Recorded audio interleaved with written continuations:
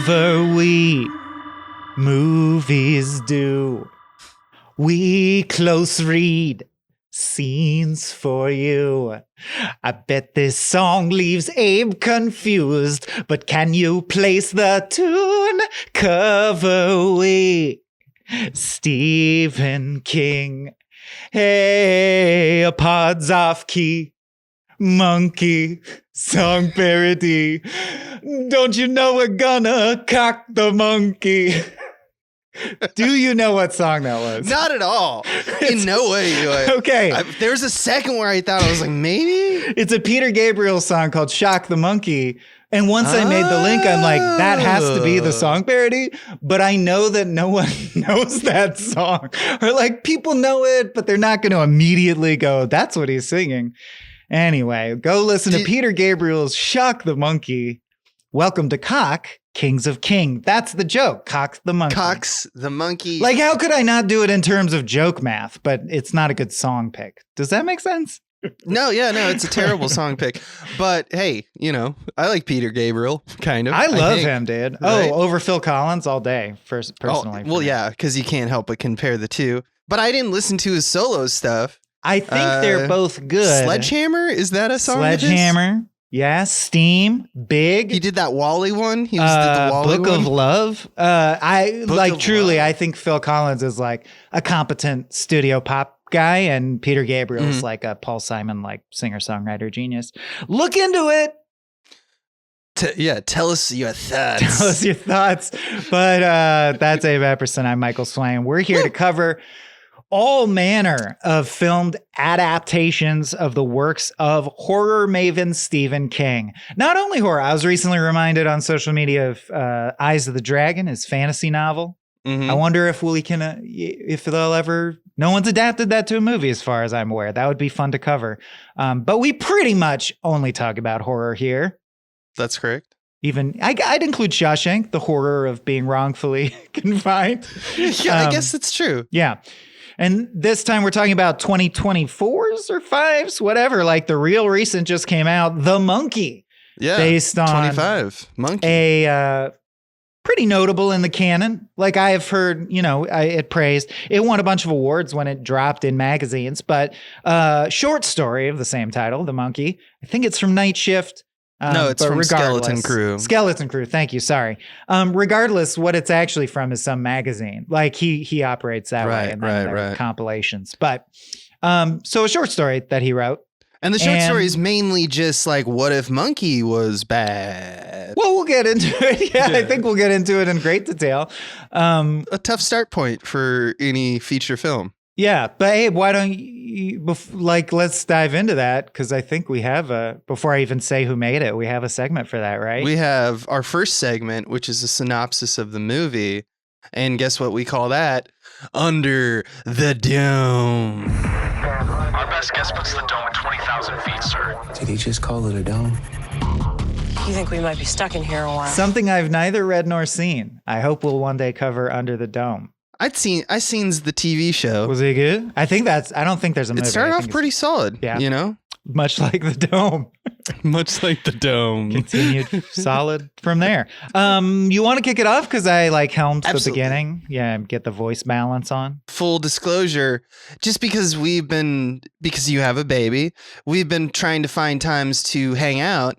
And sometimes that time can be, combined with work on our Small Pains projects. So we watched this together. So I may not have as reliably written down every scene, but I'm kind of taking it off of, and I spent some work taking it off of basically the Wikipedia entry. So if you want to go there, you can also read along with me. But here we go. Well, you tell me when you want to pass the torch at any time. Yep. In 1999, which is where we started film, we get Petey, who basically attempts to return and destroy a drum playing toy monkey at an antique shop. And it's a incidental Adam Scott. I was not ready for that. And they throw it right in your face at the beginning. But before he can return it to the pawn shop owner, the monkey starts playing its drums like it does, and the chain reaction Final Destination Rube Goldberg machine that is death, which I'm sure you'll hear us mention several times because that's one of the ways in which the monkey operates. New York City's like the fifth character. Yeah. There's definitely the hand of death is with you throughout the film. It basically causes things on shelves to move until essentially It's a Baby's harpoon Day gun. Out, but to kill people. Baby's Day Out. That's what we've but been dead. doing for 25 years now. We love this game. And at the end of the road is a harpoon gun that falls and fires right into the teller. And then it snaps back out, which I didn't think. I guess harpoon guns can do that. It's funny because it would have killed him anyway, but they're like, no, suck all those guts out. It brings some of his entrails back with it, and we realize that this movie is going to be about horrific deaths and trying to one up each other Funny with cruelty. And then Petey disappears. He's out of the movie, leaving his wife Lois to raise their twin sons who are identical, Hal and Bill, who will later be played by Theo James, the main character of this movie. And the twins essentially discover that the monkey contains all of their father's belongings in a closet, and they find a wind-up key, and when they play it, the monkey plays its drums while they're at a hibachi restaurant, and while they're out with their babysitter, she's decapitated by the chef who's doing his hibachi movements with the blades and whatnot, which is one of the best random deaths, because that's not even, I mean, I know it's operating through the guy, but that's like a guy killed a babysitter. That's not like the monkey did some Final Destination shit. No, he would go, there would be a hearing where pointed questions like, sir, you've done this 1,000 times. How did you reach 3 feet? Like, why did you swing such a wide arc knowing that you're holding a knife? Yeah, like it's as if the monkey was like, slice her throat, and he was like, oh no, my arm, like he can't stop it. Like when I was caught on video doing a hit and run where I killed a lady, I said, like, it wasn't me, it was the monkey did it. It was a monkey. It was the monkey. And this whole thing is like clouded with or cloaked with style. And at one point, the line is said, "You've got a fair amount of blood on you, sir," which I notated was specifically like, I'm like, that's a Wes Anderson line inside a horror movie, which I'll talk a little bit more about. But in any case, murder, am I right? We move on to our second and third sequences. Bill's bullying of Hal. So we have one identical twin who bullies the shit out of the other identical twin, and that's a through line throughout all of this. Sorry if I may interrupt. Just jump in. Point out 2 little scenes I think you're skipping over that I want to put a pin in because later we'll mention them, which is they have a funeral and their mom gives them a lecture about how death claims us all and it stalks you and you can't escape it.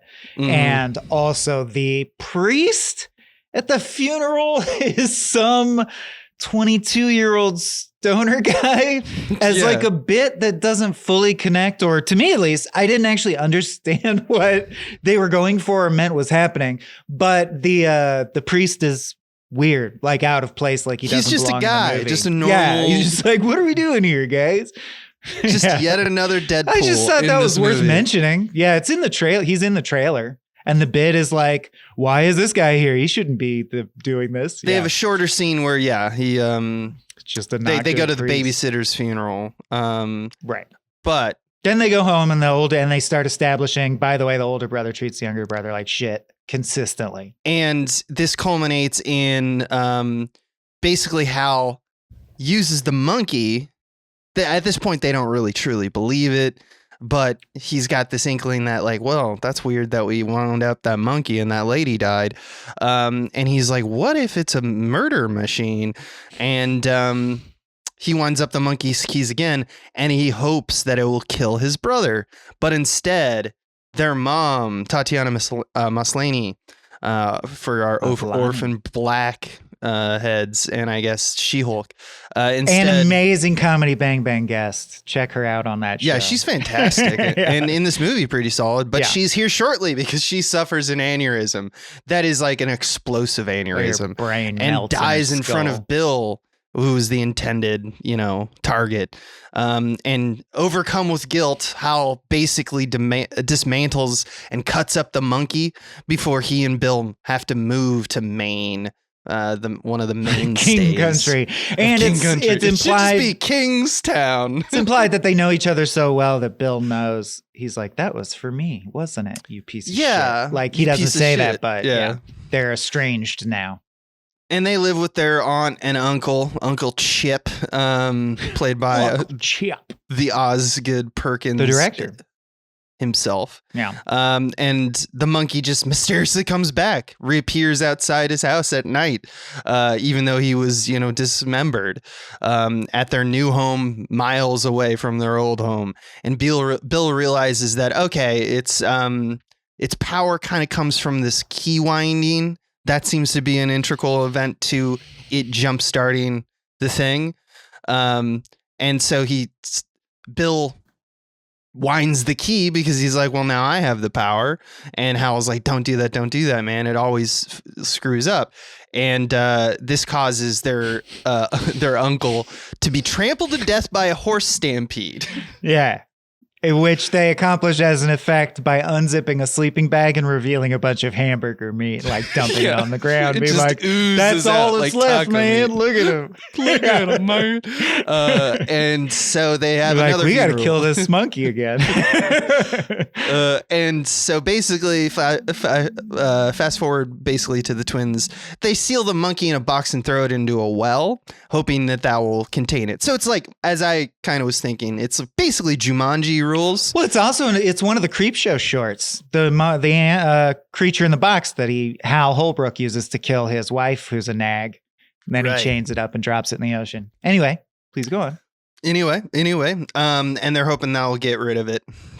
And then we cut to 25 years later, where Hal is estranged from both Bill and his own son, Petey, whom Hal sees only once a year out of fear that the monkey will return and kill him. So they're all screwed up.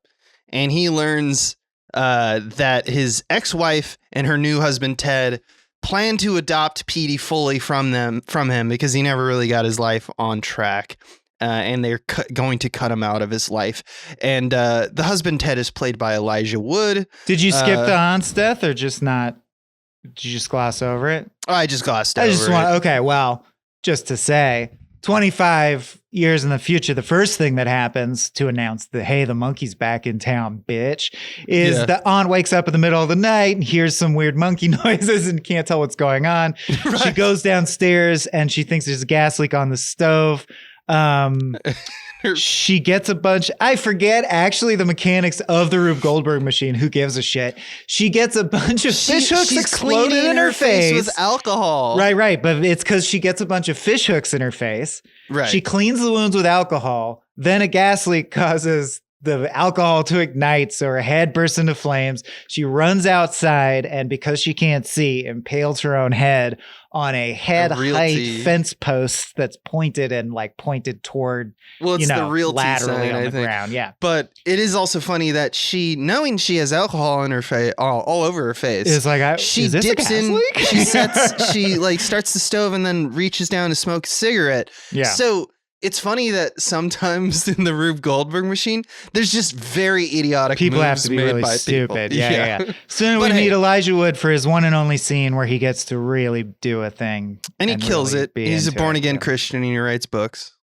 Yeah, he's a Christian grifter type dude who's like, I'm going to take your kid and he's going to have a fabulous, rich life. And Yeah. it's okay, dude, because we'll pray for you. And we know that you're broken inside, but no big deal. All is forgiven. My security will now escort you off the premises. Yeah, and you notice that Petey has kind of the same sardonic attitude about life that Hal is. Like they're both, you can see the son and the father, and they do love each other, but like tonally, they're like, well, whatever happens. But Hal does, happens. Petey hates Hal for not sticking up for him enough. Right. Hal has sort of resigned to. Elijah Wood says, "Enjoy this week with him. This is your last week. Then we're going to take custody." That's correct. Yeah. And yeah. And Ida, the ex-wife, is then suddenly killed in the freak accident.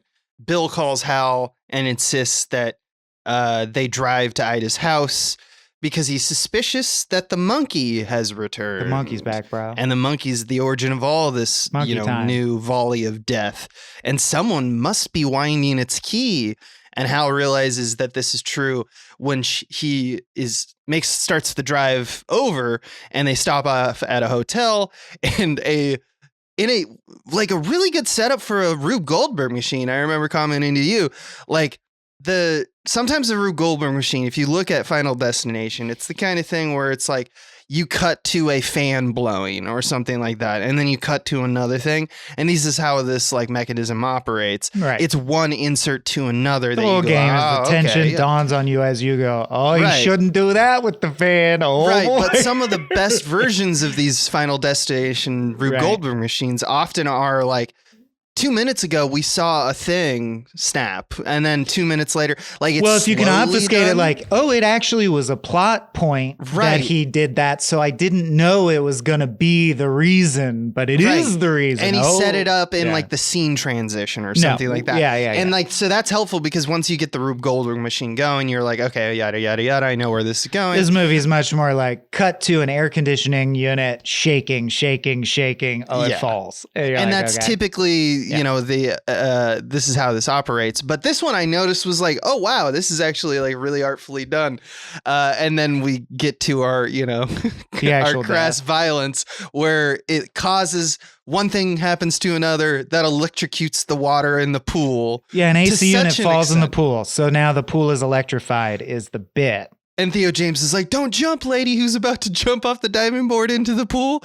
Apparently, the electricity in the pool is at such a high voltage that she barely hits the plane of the water and just explodes like into a CG red water balloon. And then for the rest of the movie, it's like when people die, that's what happens. Like we just pop into meat.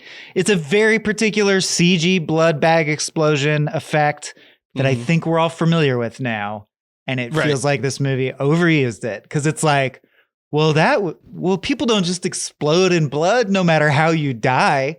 It's like cars don't just explode because you shoot them anywhere. Yeah, exactly. Anyway. Or as 21 Jump Street, I think, did the thing. The one with the chickens explodes. Right. But not the gasoline truck. But not the gas truck, yeah. In any case, we get a scene where a real estate agent... And he's like, okay, I guess the monkey is back in town. We got to do something. We meet Barbara, who is basically a Coen Brothers character, to reveal to Hal that following Ida's death, a series of more bizarre fatal accidents have occurred in the town. So it's like a lot of death has happened. He's not even, we even as the audience haven't witnessed all the things that have been occurring over the last past week. And then a shotgun blows Barbara apart. Is the end of that a scene. Hidden shotgun with you have to headcanon that. I guess whoever lived here was some kind of doomsday prepper and left a shotgun to kill whoever might fuck with their stuff because there's nothing setting that up. It's just she opens a door and a shotgun shoots her. You're like, okay, I guess that was in there. And his big takeaway is, wherever the monkey is, someone is clearly using it over and over and over in quick succession. That's the new threat. Indeed. When Hal and Petey, now on their road trip, arrive at Ida's house, they learn that Bill is also living in town, and Hal kind of looks through the classifieds and finds that he's under the alias Mr. Monkey. And he's like, it's all falling into place. And he calls and he hears a voicemail. It's like, I'm looking for my monkey. Have you found my monkey? And then at the end of it, it's like, I found my monkey, closed up shot, don't call anymore. So we basically have now verified that the person turning the key is probably Bill because His he evil owns twin the brother. monkey. I mean, as His evil classic as you twin. can get. Yeah. Yeah. Also played by and- Theo James, of course. With Basi- with an Anton Chigurh fucking haircut. Oh, Like, let's God, make the yeah. creepy bad guy have the dorkiest fucking haircut and bank off that. They went that Yeah. direction. He hired a local boy named Ricky to basically Shut- get. Dude, okay, I'm sorry, but some people Yeah. will really respond to this. If you've played Day of the Tentacle, the old point and click adventure game, he's straight up that cartoon character, one of the mains, who he's like black death metal shirt with black mop of hair over his eyes going like, hey bro, carrying a fucking skateboard around, asking questions about the monkey. What's up with the monkey? Yeah, Gotta I track think I down called that him cousin monkey. It at one point. Yeah. because his eyes Just were like completely a covered, shaggy like stoner a shaggy dude. dog. Yeah. kind of great. But he looks like a drawing. Like so He does look yeah. like a drawing, yeah.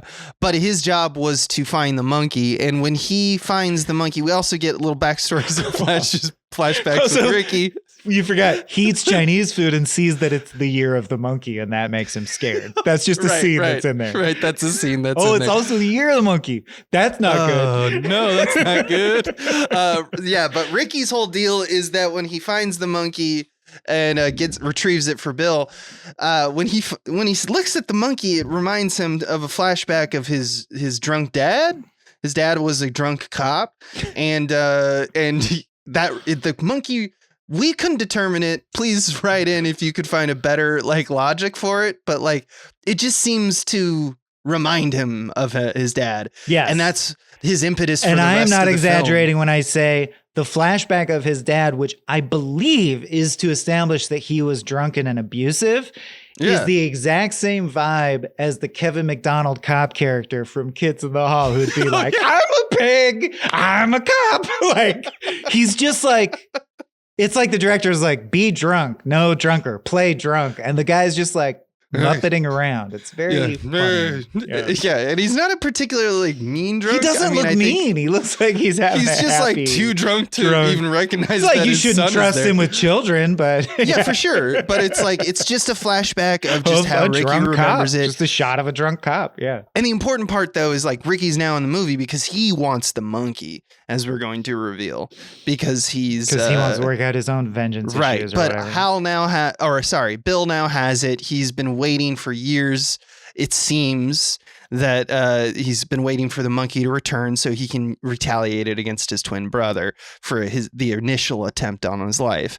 However, the monkey has only been killing random people, as its deal is, its MO is. So every time he tries to kill Hal and he turns the key, it kills some random person in town. Some guy this we week. met in one scene accidentally inhales his vape pen and dies. So you're like, dang. Oh, hell like it's yeah. just whoever. It's almost like a Simpsons episode where you're like, cut to Krusty dies, cut to Ken Brockman In fact, dies. I think that the vape death might be my favorite because he's like at a vending machine and it doesn't give him a thing. And rather than like kick the machine or do anything else, his response to everything is, "Oh, that sucks." And then he finally gets the vape pen Shoved down his completely throat. lodged into his neck, and he Right. goes, "Oh, that sucks." And of which course, is- comically, smoke comes out of his mouth as he says, "Oh, Right. that sucks," which would not happen if you were choking on a vape pen. no, of course not. But you know, Right. that's the vibe of this movie for sure. And while we're on it, so I don't have to say it later because everyone's been saying it. Yes, this is essentially just the Simpsons Treehouse of Horror with the evil Krusty doll. Right. And see our previous episode about Needful Things. This is such a classic monkey's paw cursed object. It's yeah. really just following that arc. Yeah, speaking of that, they try to find out like what are the rules of the monkey. Yeah, they're aware of and- cursed object. They're like, so in movies like this, what is the deal? Right, Yeah. right. So Bill is like been after all these key turns, he suspects that whoever winds the key is actually immune to being a victim. Because the monkey loves irony. So yeah, because the monkey loves irony, probably. And he tells Hal that he will allow Petey, his son, to wind the key to keep him safe. But that will allow Bill to have his possible wish, which is to have Hal on the hit list. And Bill will just basically otherwise mercilessly twist the thing until Hal is killed. No matter who else dies in town as a result, it is revealed essentially that Bill is a maniac. Of course, knowing the monkey, I'm like, I imagine no one ever brings this up because it resolves first. But I'm like, I imagine the monkey would kill everyone on Earth and then howl last and be like, ta-da, here you know, Ta-da, something like I that. won. Like it would Yeah. never work. That's the whole joke of the monkey.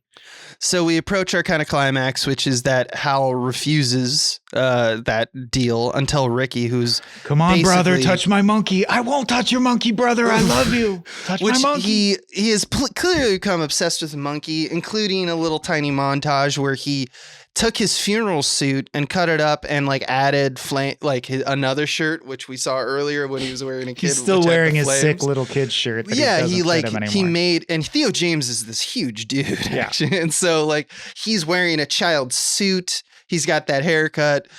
So he's pretty much, we're just revealing Like that he's never just- grown past the moment he saw his Right. mom have the aneurysm. He thinks he's 11 or whatever. He's basically gone full Buffalo Bill at He this crazy. point. He monkey And kill, he monkey he do. abducts. He basically takes Pete. He get after. Also, we I'm have- sorry, just at no point does good Theo James suggest as a compromise, even though he's willing to die for his son, Mhm. why not just kill me like via conventional means and then this will all be over? He's always like, how can we fulfill your need of killing me via the cursed monkey? Couldn't Right. he just like shoot him? It never comes up. He could just shoot him with a gun.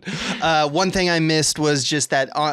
Meanwhile, this is happening. We have this other Ricky arc, which is Ricky So gets good. the idea where he's like, I'm going to steal the monkey. And I know about Hal. I know about Petey. I know about the plan that Bill has. What I'm going to do is I'm going to essentially abduct them at gunpoint using all of my dad's old stuff because he used to be Dressed a cop. as a cop. Yeah. Yeah. So everyone's basically playing at something at this point, and he has his gun, and he's very flippant with it and using it.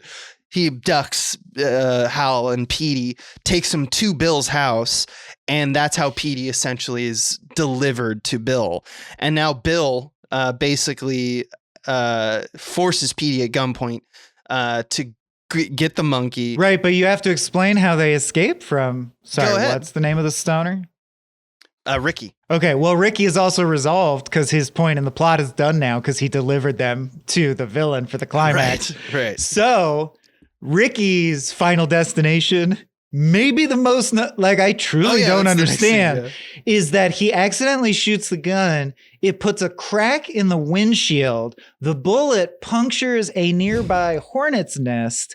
And I am not kidding you. The hornets create a laser of bees. Like the hornets pack themselves Tip of the into a spear. line segment and Yeah. shove single file through the hole directly into his mouth and just like hammer his skull with bees. The best bees. They like breaks physics. Like no previous kills have completely denied. It's like he dies of a bee cannon. Now that's just how he gets resolved out. And his I had body to is, express. he fills up with bees. In fact, they It's show just his like Creep Show cheeks. cockroach segment. His cheeks are like the bees like make their way out of his cheeks and stuff. You know, not Yeah, his yeah. The orifice. bees eat his face until his jaw falls apart from the Right, inside. and not in the way that you're like, okay, so you get shot with bees. There's bees all around your face. No, they're all in the mouth. They no, come these from bees the are like inside. doing things bees have never been capable of. They're like lining yeah. up single file, going inside you and quickly eating you like a school of piranha. And you're like, when did bees do any of this? Do anything? Like, Anything. Oz Perkins maybe has never seen a bee. He's just like, because this is here's what the bees thing. do in my universe. My favorite part of this whole segment is that right before the bee cannon, we have a setup because it's like everything's kind of Rube Goldberg machine, right? So it's like, what's that? What's that? What's going on there? And one of the shots is Ricky is like waving his gun or whatever. Are those bees? And then he looks off to the distance and sees a hornet's nest or Yeah. a beehive on a tree, you know, Yeah. the natural place where they are. And he goes, what is that? Why is that there? Oh yeah, he does go, what are the odds? Like, why would that be there now? You're like, a hornet's nest hanging from a tree in the night? That's So, fine to be there. You heard it here first at Small Beans. Osgood Perkins has never Doesn't- seen a doesn't bee. understand bees. So any case. But it is, you're right. He's like, that's clearly part of the curse because why would that be there? Like, where the fuck else would there it be? ever be a deer in its natural habitat? So he's like, anyway, at gunpoint, Petey, I think turn the the key, idea, turn by the way, key. I'm not like trying to be dense. I think the idea is that they looked there and it wasn't there and then it like magically appeared, but it's very unclear. And I think the idea with the B laser is like, yeah, the monkey doesn't give a fuck anymore. It's showing itself even more. I'm just saying I don't buy that. The way it was handled felt stupid to me, and that's what you're hearing come through. Right. So Hal enters the house and Bill, seeing his brother is still not dead, forces the monkey to drum without even winding the key. At this point, he he's just pushes just like, its hand down. Like, do the thing, bitch. And he desperately tries to kill Hal. And in retaliation, the monkey drums uncontrollably and triggers essentially. Oh, I missed that while they approach, there's a bunch of like traps that Bill has set up.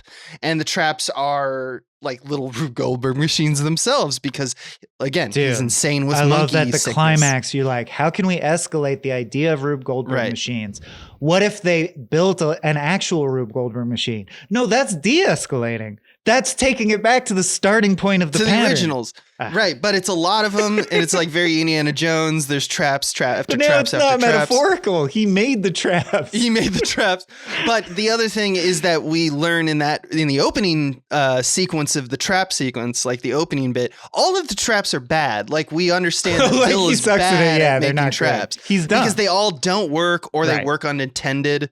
One of the funny things is that like he sets up an axe wrong, so it like hits, like you step in a place where it's like, all right, I got you right here. That's so. And then an axe falls right many here, yards away, and you're like, well, like, how would that work? Like, how would the axe hit the person? I actually thought that was funny. As just a bit of you guys. The villain is incompetent, right? But then, of course, the monkey magically makes one of his traps work, and it works on him. Oh, the irony! But that, yeah. So the setup is just right before like the final climax. One of the traps is still in process. Like it goes the third. They iteration triggered of it the 3 Rube minutes Goldberg ago, machine, but it finally. But worked. it hasn't fallen out of its thing yet. So we're waiting for that shoe to fall. And then the movie continues. Any case, we have this, climax between Hal and Bill where they're talking to each other about like, why is this happening and what are you doing? And like, Bill I blame does you for the Mom's thing. death, but you always Right. bullied me, so we agree to disagree. And Bill does the typical thing, which is torment his brother, which is stuff like, oh, I totally believe you and I'm so sorry. And the fact that you said that, man, like I'm insane. Like, I don't know what I've done. I'm sorry. You helped me. And then he goes like, too late. Not really. And stuff like that. The to prove he's irredeemable because he's about to get it. Because he's about to get... Because he's killing the town. Because the monkey essentially he's just doing the monkey 1,000 times. He's going boom, boom, boom, boom, boom, boom, boom, and everyone is supposed to represent a death. You know that rule. And I think the assumption is just like with the bees, the monkey has gotten so much death power now but I guess it's that he leveling can up or basically something. cause a plane to fly out of the air or a different meteor things, to right. occur. So just to the not whole town gloss is over fucked. the one thing that I think people will point to is like, that was some good screenwriting is the trap that kills him is that he gets cannonballed with a bowling ball that has his mother's name inscribed on it because it was her bowling ball. And it was established when they were kids that Hal fantasized all the time about crushing his head in his sleep with that bowling ball to escape his bullying. And lo and behold, 25 years later, his head is crushed by that bowling ball. And that's how he gets his comeuppance. But then, yes, as Abe said, he and the son drive away only to realize every time the monkey clicked was like out of scale destruction. Like meteorites are in the sky and aliens are invading and literally death himself like the supernatural entity rides by and waves at him. Horse, and the implication is like, oh, the world is destroyed or whatever. Abe, you give him the final image. So as they're like, well, that sucked. And it's a cabin in the dies, woods ending. They're in their car, Petey and Nell, and they drive at the crossroads down the T intersection. And just where they were crossed by the death on his horse, we get a drive-by of a bus of cheerleaders who are cheering out the windows, right? Right. I guess they see all this death and destruction, and that makes them super horny or something, because their heads are out of the windows on one side. And just then, what is it, a semi-truck? Semi comes by and cleanly knocks all their heads off. And we counted. It's 10 extras. I purported that I bet this began when Osgood Perkins or someone on the team pitched. You know that scene in Hereditary where the kid gets their head knocked off? Let's do fucking 10 times that, dude. But it's basically the Hereditary kill times 10. But I just have the fuck. It makes no sense because why are the cheerleaders behaving that way when everyone else we're seeing is behaving rationally like they're witnessing the apocalypse? And the driver doesn't have his head out the window. Why does the bus stop just perfectly to get all the heads knocked off and then frame up for a funny shot? Like, why does the driver behave that way? Just nothing about it makes sense at all. It doesn't mean anything, or it's fucking... Yeah, that did piss us off because we we're the kind of assholes who like is such a key moment. Yeah, like, have you seen Whiplash? Oh, no. My favorite part about Whiplash is after he finishes his drums, he gets his head decapitated with the bowling balls by J.K. Simmons. He goes to J.K. Simmons, and he was just bowling. Like, he threw the ball at him and crushed his head. Oops. Anyway, he goes, you got to listen to the heads I'm not crushing. So that's under the dome. Cut the Paul That's Reiser the monkey. just crying, writhing on the ground. My boy, my son, I'm mad about you. I'm mad. Oh, damn it. Wayland Yutani will deal with you. That's a good joke. Okay. Anyway, that's the end of that. Let's move on to our next segment. Yes? Yes. And this is where we talk about any creative team or behind the scenes trivia or anything we damn well want to talk about in the segment Skeleton Crew. Something in the mist! Shut the doors! Shut the doors! The only other notable thing, I think listeners who are loyal at all will know how I felt about Longlegs, so I'm not going to relitigate it here.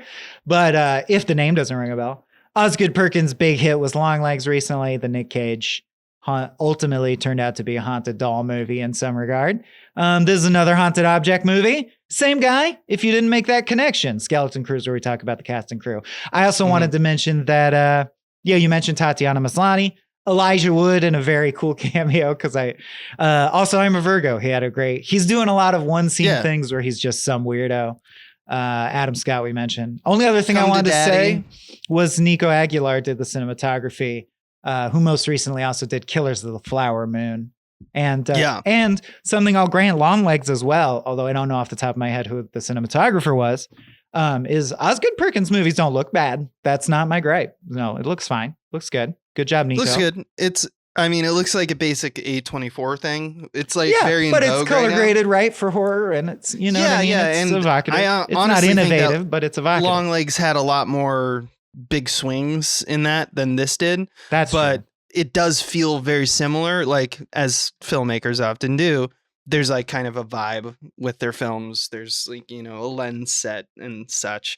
And this is consistent with, Osgood Perkins kind of goals. This is a James Wan project, who is like probably the biggest name in horror and has been for the last decade. Like, he's been essentially the Spielbergian producer of like most horror franchises. Obviously it started with Saw for him, but like, he's also like the Annabelle and the Conjuring, Insidious? And all that Conjuring is the one. Yeah. Insidious as well. Yeah. And he also did the 2024 Salem's Lot. Anyway, in any case, he's kind of like the head of the, like who he touches, who he like him and Flanagan are like the Dre and Eminem of 90s West Coast rap of horror. Huh? Yeah. Did that work? Yeah, it does. Kind of works, yeah. So he's kind of not at the helm of the, creative, but like definitely why the project was made and probably why, Stephen King was involved. King also, as he has for the last 20 years, basically, just immediately praises whatever film, because as we've talked about on this podcast, we think that King is just like, I'm just happy that team player. Yeah. Movies are getting made. Yeah. Like I should be gracious about that all the time. And also he had that bad experience with Kubrick where he was like, I wanted it different, and I talked shit on the movie, and I everyone kind of was like, regret "You're that. a fool. Kubrick's a genius. Yeah. Stay in your lane." And he's like, "You know what? I will. And he called I'll this just one- like do good press and be a good team player and hope the movies do well and be like, thank you for making my thing into a movie." And that Yep. seems to be how he's navigated the good. last 15 movies. Yeah. And he called this one, which I think is true, he described it as batshit insane, which it is batshit insane. It also doesn't make it a value. Depends how recently you watched Greasy Strangler, but sure. That's true. Which I hope is never again. Like, to me, if batshit insane, which people say these days pretty lightly in my mind, means, because I do value experimental film. If batshit insane means it's a 10 out of 10 in terms of experimentation, no, I don't think this is at all. There's not a ton I'd of call it a 3 originality. out of 10 in terms of, is it actually experimental? It's trying to be batshit insane For sure. in the traditional terrestrial mainline way. Mm-hmm. There was I don't have much else. Eraserhead's batshit insane.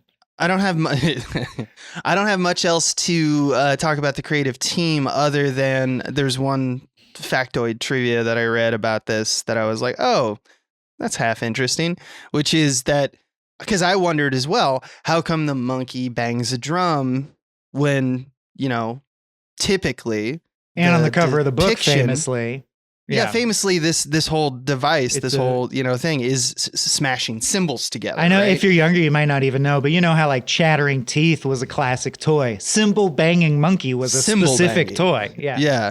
And I thought it was just an artistic choice to be weird, to be like, what if I just did it Or different? like drum roll leads up to the death is a good ratchet of tension or whatever. But after some, a little bit of research online about Osgood Perkins talked about this, about the rights to the cymbal banging version of the monkey is owned by Walt Disney now. Because they bought the rights when they made Toy Story 3, because if you remember... Oh, there's a one-off joke there's a character that is a cymbal banging monkey, yeah. Which is just kind of interesting how the world works, where it's like, oh, you retain the rights for also, that. they have until to own the rights to put that in the movie? Correct. Or did they not It's a have to and they patent, just chose to? basically, Like, I don't even or it's a understand the detail, yeah. But it's just crazy how Especially Disney because, owns everything. And then as you get older and more stuff happens, you're like, wait, but AI can just copy paste anything to anything, and that's not copyright infringement? And it's like, not everything's just chaos. It's just chaos. Or you know what I mean? It's like law is amorphous. It's what can you get away with at this time in history based on your position to power. But that's not Especially what we're here to talk IP about. law seems to be Especially like wrought what can you do with art is totally subjective. Yeah. But anyway, is this where you think I'd mention the discrepancies with the short story, or would that be? Yeah, we have like basically one other sequence where we talk about symbolism and themes, but anything that isn't that, just go ahead and say it now. Okay, then I'll just say that for reference, I had read the short story, remembered it, but if you're like me and it had been 15 years or whatever, and you're like, did that many people die in that? Well, a lot of people do die in the short story, but it's stretched for time. The story is too short to have been this movie, but everyone knew that going into making it. The short story is basically bingo, bango, 1, 2, 3. Hal's son, Petey, discovers the monkey in a box. Hal goes, why is that monkey here? Where'd it come from? Fuck. Tells him, 25 years ago, all this horrible shit went down. We tried to get rid of it. When I was a kid, I found this cursed monkey. We noticed a disturbing pattern. Whenever it clapped its cymbals, someone close to us died or someone in the town died. It could have been a pet. It could have been a cat.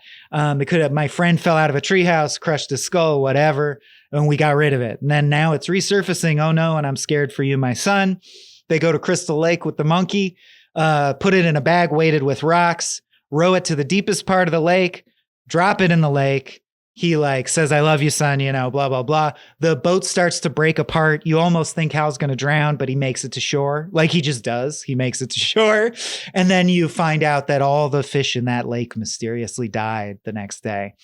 So it's really just a simple presentation of, there's this evil monkey. It kills people. They put it in the lake and that works. Like in the story, it works and that's the end. And it's only like 5 pages or whatever. So just so you have that in mind, that's how much Oz Perkins is owning the story And I'm not saying that as an insult. I mean, it's choosing to adapt and expand. A pretty bare IP. Yeah. Yeah. So let's get into our next segment and talk about how we think it went. And this is, and we also mentioned recurring tropes. Speaking of monsters that become dormant for 25 years, then come back. This is it. Bill, if you'll come with me, you'll float too.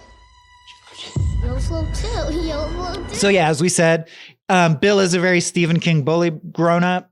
A lot of classic Stephen King shit in the movie, even the stuff that's not adapting the story. So to me, that's a pro. Like, I did actually feel that Oz Perkins put in some hat tips to other Stephen King stuff, which implies he at least read some Stephen King. Because I'll tell you, one of the things that got us off on a bad start, me and this artist, is that one of his big brags in an interview when Longlegs hit was, I don't even care about horror. Like, I don't even watch horror. And I just came in and was like, what's scary to me, and wrote this. And I'm like, well, that's smug. I hate that. And I suspect it's not true. From watching Longlegs, I don't think that's true. You quote. Yeah, he seems to know how it operates. So I think he's read Stephen King based on stuff that happens in this. And I mean that in a good way. And I hope he owns that.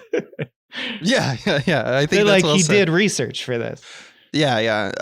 He was also kind of well known because both his parents died when he was fairly young. His mom died, I believe, in the 9/11 attacks. Correct. Yeah. And so he definitely brings up a lot of the themes in a lot of his films, like the absurdism and almost, like think of Longlegs and the Nick Cage character, like the absurdity and like the fact that it goes way above and beyond what like a lot of these deaths are cartoonish, is because he's like, death is, I realized that I was like an emo boy, this is a paraphrase of an interview that he had. He was like, I was very sad for a lot of my life because I had death around. And then I had a realization when I got older that everyone does, and death is a part of life, and grief is almost silly to the point that we treat it so serious. So I want to bring absurdity into my movies, which is why I think he portrays almost all of his deaths as way too absurd or almost out of pocket in terms of even modern sentiment of, murder. Some shades of Tarantino-esque. Like, people have trod this ground where they treat death like a funny, but he's doing like, I think that there's a reference to, I forget which one it is, like Friday the 13th, like 4 or whatever. There's a death where Jason finds like a sleeping bag with a person in it, and he just throws it against the trees a bunch of times. And it's almost the same shot when they open it. It's like taco meat comes out. Or Final Destination gets very silly. Exactly. Like, it drops the giant glass sheet on the guy and flattens him so you can see him like, pancake out into goo. And this highlights, I think, my main thing I got from the film. And I will say I was able to completely reset and go in with a fresh slate. I don't think I had a chip on my shoulder. I wanted to like the movie. And I still come away thinking Oz Perkins is not great. I'm not a fan. He can try again. I will say the trailer for this was so good and engaging. That's what reset me. I was like, this one looks like it will be good though. But no, I didn't think it was very good. And I think, of course, not to cheapen anyone's tragedy and I think his takeaway is perfectly valid emotionally. But yeah, the same interview you're talking about, he said, you have to get like, why is this happening to me?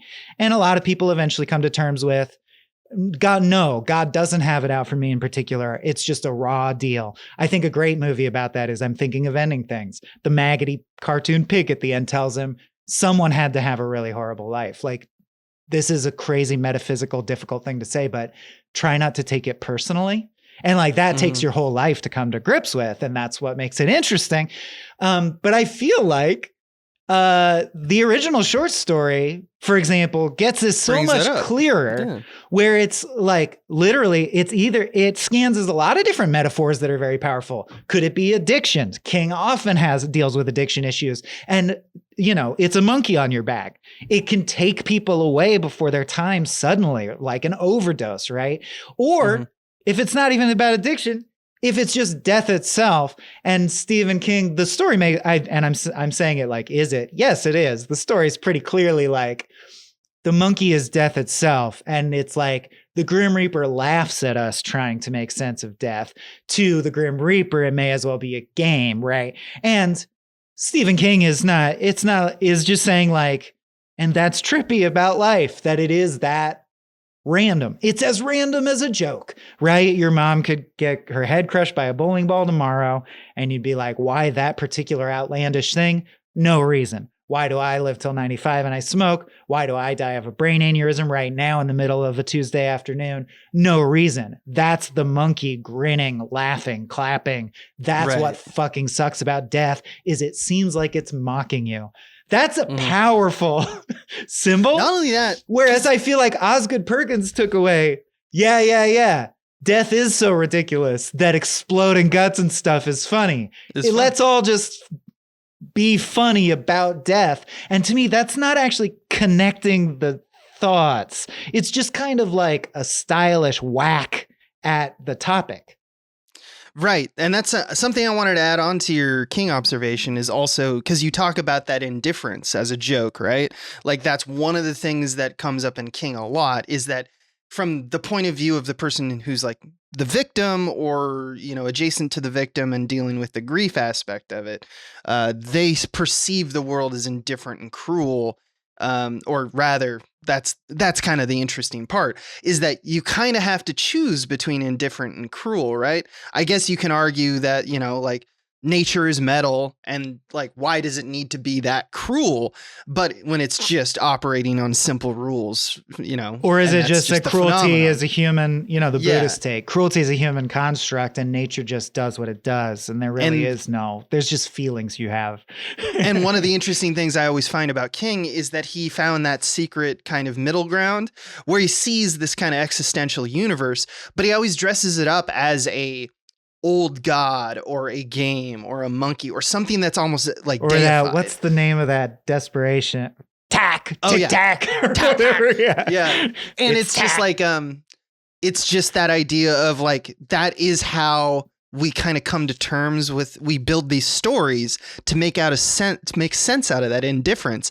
That's cool. That's why it can be interesting to have a monkey that's a horror villain or a car or And the or idea of fucking dog. a children's toy that you can't stop grinning at you.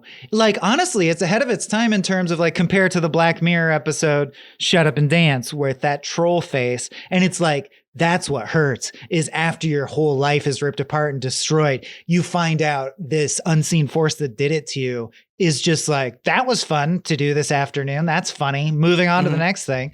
And you're like, you ruined my life and you barely care. Like King was tapped into that. That's why it's a toy. And it's like laughing at you, like your mom died in front of you. I laugh at you. And I think the biggest disconnect that makes King such a genius and this movie fine. Theo James is great in it. Is that in the short story, very carefully, it's maintained that all the deaths are mundane enough that the question even remains, is the monkey really cursed? Because at some point he starts justifying it to his son by saying like, then my landlady's neighbor's cat died. How do you explain that? And it's like, well, Cats die. stuff does die ever. And there's that lingering question of, or this guy has just had a lot of death in his life and he's pushing it onto this object. He's reading between the lines. Whereas in the movie, they're like, no, it makes a laser of bees eat a guy's head off. Like, it's a magic monkey that blows everyone up. And I just don't care about that. Like, if you're going to do that, give me Greasy Strangler. And that's just because I'm that. I don't know why. If we're going to take heroin, let's take some fucking take heroin. the actual Like, if we're going to say, let's go unhinged, to me, this is not Sure. real unhinged. This is like polite company unhinged. Yeah, I will say that my biggest disappointment about this film is at no time does someone turn to camera and say, "No more monkey business." Someone does do a monkey business line. They use the words monkey business, but they don't draw attention to it. It's a shame. But you're kind of right. It is kind of light. It's not unhinged in the true way. It's interesting because when I was thinking about this movie, I was like, it's not Oz Perkins' fault or the movie's fault that like inanimate doll locks you kind of into this mystique and stifles kind of development of the villain in your story, because you cut to the monkey and the monkey doesn't say like, you know, what a world. It like Thanos has an arc. If we were to bring it to like Marvel, like he reacts to his own villainy and he has a second arc and he goes to like a garden and shit. Yet it's funny because even that Marvel knew not to push that further. Like when it entered its Endgame stuff, they're like, let's go back to Thanos when he was earlier, when he was a villain and was still out to kill everything. Let's not kill the sad man. So that's one thing that the inanimate doll, sometimes when it has no development, it stifles the movie. But then in other instances, like that is a superpower. And it made me think about like how also another Marvel thing that we're seeing, because I just can't help see the Marvelness in all of like modern movie making, and especially in horror, just because horror are these usual one-offs. We were talking about the tone of this movie, and we talked about how it's snarky and sarcastic and grim and all that stuff, and it's reacting to these insane events. And I think that if this was made like 10 years ago, this would be a much bigger film, right?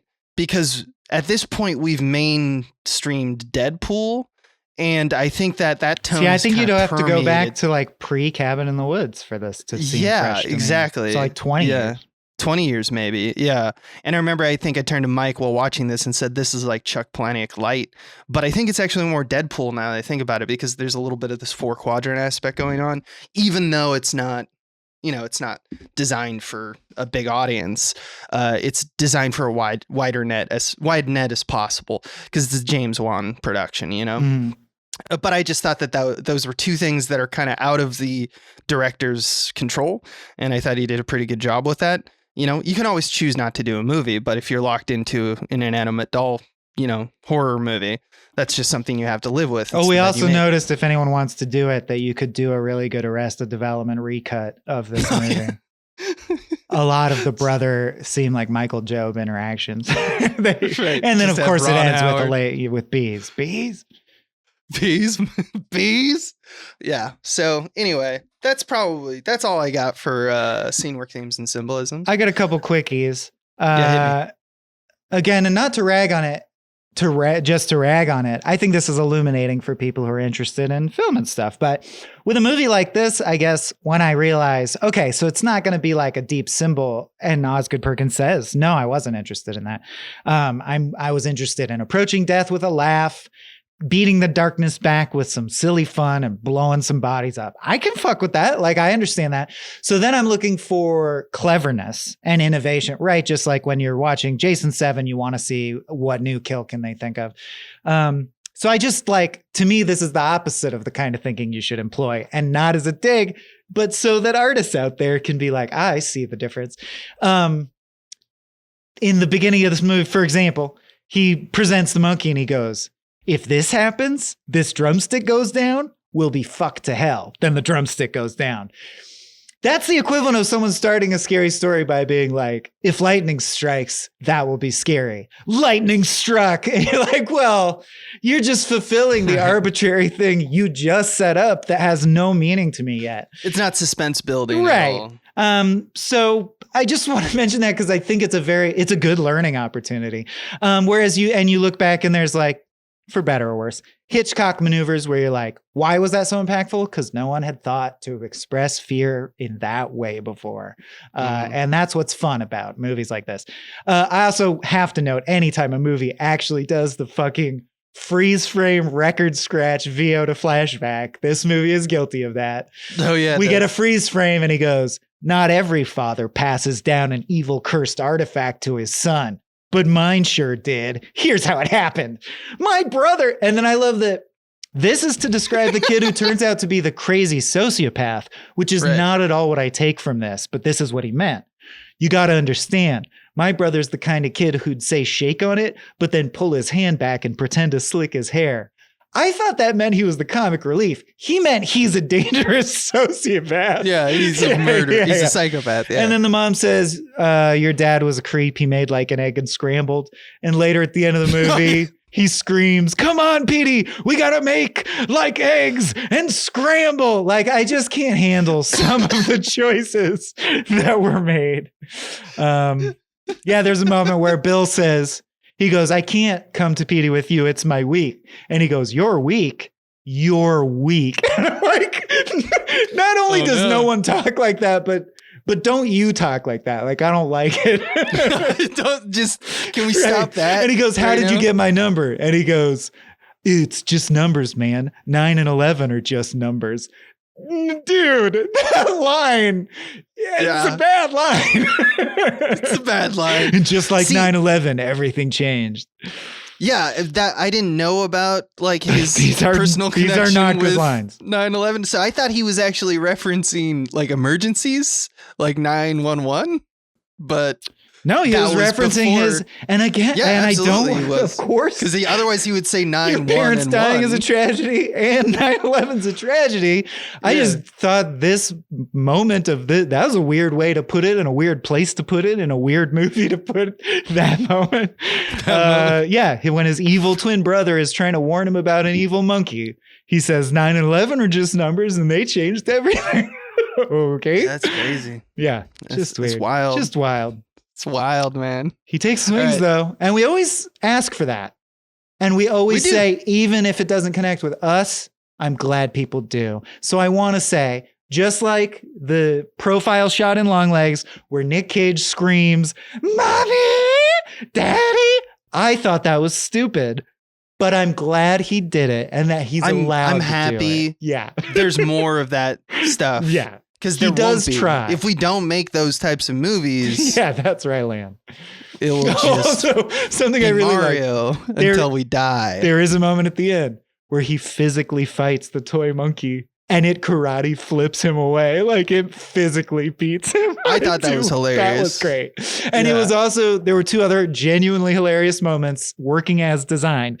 One is Elijah Wood's best joke, which is when he goes like, Oh, it's right. not a big deal. It's not judgmental. It's just like a power dynamic thing. Like just now, earlier on the couch when you were talking to me, I took your power. What? I didn't say you could take my power. Well, it's gone now. Like, I have it.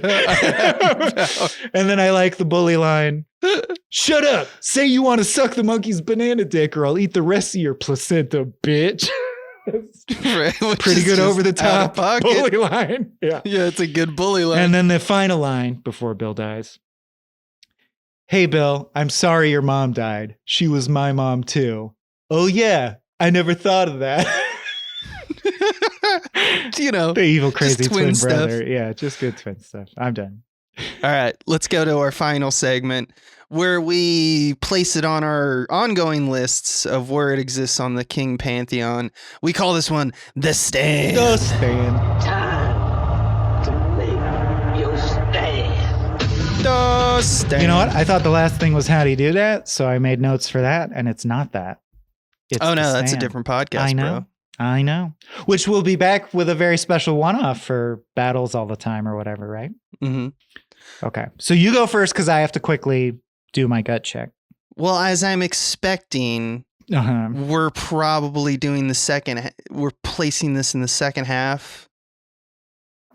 Yes. Oh, 2019's Pet Cemetery is different. So I will read, I guess, the Uh-huh. last 15 to 30, because we have covered 30 on this podcast. If you haven't listened to other things, our number 1s through 5 are, you know, some combination of Shining, Shawshank Redemption, Stand By Me, Misery, Doctor Sleep, or whatever. But we need to talk about the solid to the mediocre to the real shitty ones. And I'll start with my number 15, which I put as The Green Mile. And then do you want me just to list where I place it? yes, just list your Because you list. just are taking time. Real time, Swaim is actually placing his thing. So I go from 15, Green Mile, 16, Needful Things, which was last episode, 17, Creep Show, 18, Desperation, 19, Pet Cemetery, and remember we have 30 left. I actually put this on number 20. I put The Monkey just for some of its weird charm. I was also not as super down on it as I would guess argue that Mike was. I still didn't love it, but I did like it better than 21 Children of the Corn. And from here on in, I just think that the problem with the movies are just that they're so boring, which is then I do 22, 1990s It, The Dead Zone, The Dark Tower, Thinner, 1979's Salem's Lot, real boring. Dreamcatcher, I mean, I love to watch Dreamcatcher. I honestly don't know why I put this as 27, but it's because you can't argue with it. It's the scene where he puts his dick in the snow and gets it. That's what dropped it for me. And then I put Mangler, Maximum Overdrive, and then Michael Jackson's Ghosts. So I put it at 20 of 30. Okay. How about you, Swam? Where do you place it? In the top half. No way. So I got to read the other half. But I do want to just mention, as I do occasionally, that It one hurts, but it's true. That Tim Curry performance as Pennywise is legendary, and rightly so. Tim Curry, one of our best, and nails it in the characterization of that thing in those scenes. But if you watch It again, the older one, it's boring as hell. It's just like made for TV pablum. Anyhow, I really do this based on gut check and what offends my sensibilities. So for example, it's above Dark Tower, even though Dark Tower is probably my favorite King thing there is, or perhaps because I find what they did to Dark Tower even more insulting. Does that make sense? You massacred Dark Tower. That upsets me. It dropped it down. So starting with number 16, Dark Tower. Number 15, Pet Sematary 2019. Number 14, Cujo. Oh, it's an all animals stretch. Pets, Cujo. Number 13, The Monkey. No. 13 out of 30. Much higher than predicted. Then it goes counting down. Creepshow, I think, is better than The Monkey. And in fact, we didn't get too much into it. I just referenced it. But The Monkey is kind of a mashup of all the elements from all the Creepshow stories in an interesting way. Oh, yeah, that's true. Yeah, 11 is 1408. 10 is Carrie. 9 is Gerald's Game, the Flanagan one. 8 is Needful Things. Man, Needful Things came in hot. 7's Dolores Claiborne. 6 is The Mist. Misery, Stand By Me, Dr. Sleep, The Shining, and Shawshank. I mean, at a point, you're just talking about classic banger movies. after banger, which, honestly, the top 8 to me are they're. I thought Needful Things was very good, way better than I was mentally gauged. Even Gerald's Game. Gerald's Game is good. Yeah, one thing I also noticed in both of our lists is that you're not wrong about the midsection having a bunch of these inanimate doll type Christine, movies. It's a doll, it's an animal. We're all mid about those. But I just want to say at the end of the day, that's the saving grace of Osgood Perkins is it's engaging enough. I was not bored scene to scene because Theo James was doing good acting. They were yelling at each other. It was edited at a quick pace. The lighting was hypersaturated. People blew up. I'm that's what puts it above Pet Sematary, which was just plain boring. See, you're right.